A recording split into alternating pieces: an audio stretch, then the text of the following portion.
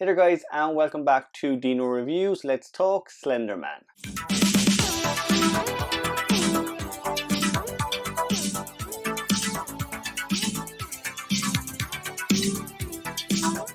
So Slenderman was released in 2018 and it pretty much follows the story of four young girls who summon Slenderman by watching a video online. Now once they do summon him, slowly they start to get terrorized and picked off one by one. The movie itself, guys, I will say I wasn't a huge fan of it. It reminded me of movies like The Ring. Now I do really enjoy The Ring, but just with this one it felt lazy. It honestly just felt like they copied other movies in the horror genre. I should say as well, the movie itself was actually not based on the 2014 Slenderman stabbings. None of that comes into the movie itself, just in case you are worried about that. Instead, this is kind of its own original idea, although again, as I said, they do borrow a lot from other horror movies. Instead, most of this movie is based off what we know already of the Slenderman. So what we know from him, guys, he was kind of created on the very popular site Creepypasta. So he is kind of a Reddit or a meme that went really popular and became viral. Slenderman, he's kind of known as being this very tall, slender being. He's kind of a humanoid more than anything else, and he dresses in a suit and has tentacles. It is a strange figure, but I will say, guys, when you see him online, when you see the whole history behind his character, he is definitely a creepy and terrifying character. And that's what kind of sucks about this. There was a lot of opportunities with this character to make him quite cool. There's a lot of moments you can even see in this movie where they could have pushed the pace a little bit more and made the character a little bit more terrifying. The four main characters, Hallie, Chloe, Ren and Katie, what I will say about them is they don't have a lot of chemistry. With a horror movie, the one thing I always say is you really need to believe in the characters and you want to root for them. All four teenagers in this movie are actually quite annoying. They also constantly make really bad decisions. But guys, before we go on to the negatives of this film, I am going to start with some positives. First positive is, of course, the best thing about this movie, and it's the cinematography.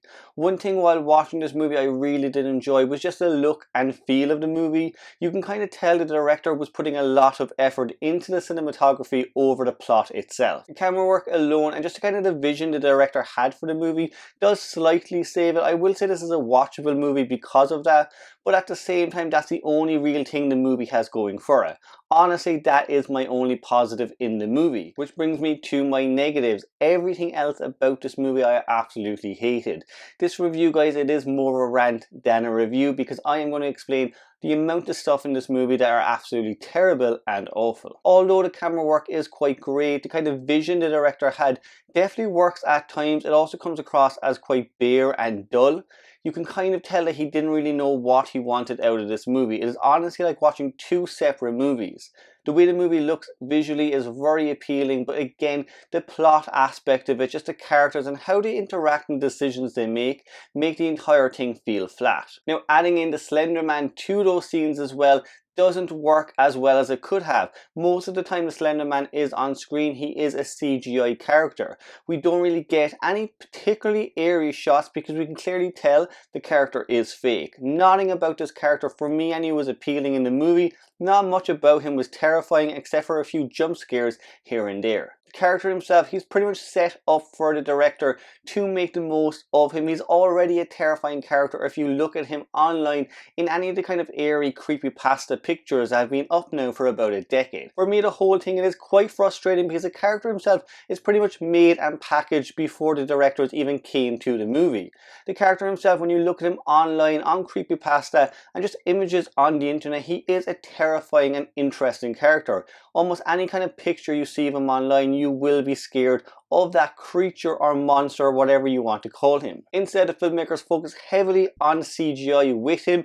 It just makes the character quite bland. There's nothing about him that is appealing. Even the moments where he is attacking these characters or he's kind of scaring them, when you first see him, yes, he is quite creepy and quite terrifying, but when you kind of know what he can do, you lose appeal with him. He doesn't really come across as scary at all. You can clearly tell he's just a CGI character on screen. You know there's not too much about him that he can't can do. The Slender Man as well, he doesn't have any real motive in the movie. Yes, he's kind of known for taking children away, but at the same time, he seems to drive them mad and kill them all at the same time. So by the end of the movie, you don't really know what's happened to each character. Speaking of the characters, all four girls, for me anyway, they were quite boring and they were quite bland, and neither of them had any chemistry with each other. That did hurt the movie quite a lot. I also didn't think they spent enough time together to actually feel like best friends. There was a moment in this movie where they kind of look back at the way they were before the Slender Man came into their life, and they pretty much just show one scene where all four girls were in it together.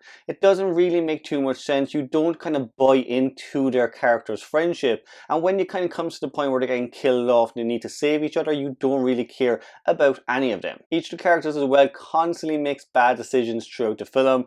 One character at one point just goes straight into the woods to the Slender Man. Another character, even though she knows the Slender Man is real, she knows there's something out there, she knows not to take her blindfold off, she takes her blindfold off and goes missing. A lot of the characters make really bad decisions like this. One character in particular, she goes on a date with a boy even though two of her friends are missing. Things like that did bug me a lot in the movie. Another character, she goes through her entire house with the lights off. One character in particular, when the Slender Man clearly walks through a wall, she closes the door as if she thinks that will stop him. Moments like that, they are eye-rolling moments and they just pull you out of the movie more than anything else. A lot of this movie as well, it did kind of feel like it was building towards something. You constantly felt like something was going to happen in certain scenes and nothing happens at all. Things are kind of built up. Even when the first girl does go missing, she walks into the woods, quickly she is completely forgotten. The scene ends and you don't really know what happened to her character. Moments like that were frustrating from the beginning to the end of this movie. There are many different scenes throughout this movie that actually could have been great. A lot of this movie was basically just missed opportunities. As I said, there are many scenes in this that were set up that could have been really cool and interesting, but there is no payoff, and that goes for the Slender Man as well. He's a really interesting, terrifying villain that if they just kind of put some work into him over the cinematography, they could have made him one of the big villains of this decade. Instead, they kind of messed the entire thing up. He is not scary in the slightest. The characters are all quite boring and uninteresting. The only thing you like about the movie is the visual aspect of it. As much as the jump scares are effective in different parts of the movie, after a while you do kind of know what to expect with it. You know when the Slender Man is going to appear, you know exactly what he's going to do, and after a while you even know the fate of each character before the movie ends. Overall, the visuals of the movie are definitely the best part of it, but very quickly you are left with kind of a hollow movie that's really uninspired and quite boring. I wouldn't recommend this one entirely, guys. If you just want a basic by the numbers horror movie that kind of takes bits and pieces from other horrors, go check it out. But if not, guys, this probably isn't the one for you. Honestly, I was bored for half of this movie and I was kind of expecting something much better. The Slender Man, as I said, could have been a great horror icon, but they did just miss the mark in the movie overall. Maybe in the future they'll give this one a go again, they'll remake the entire saga, but for me, I just don't think there's too much steam left in the story of Slender Man. But guys, let me know what you thought of the movie. Were you a fan of it or did you like it a bit more than I did? As always, guys, if you can, subscribe to the channel, leave your comments on the movie down below and give the video a big thumbs up. If you can, guys, of course, follow me on social media and I will see you in the next one.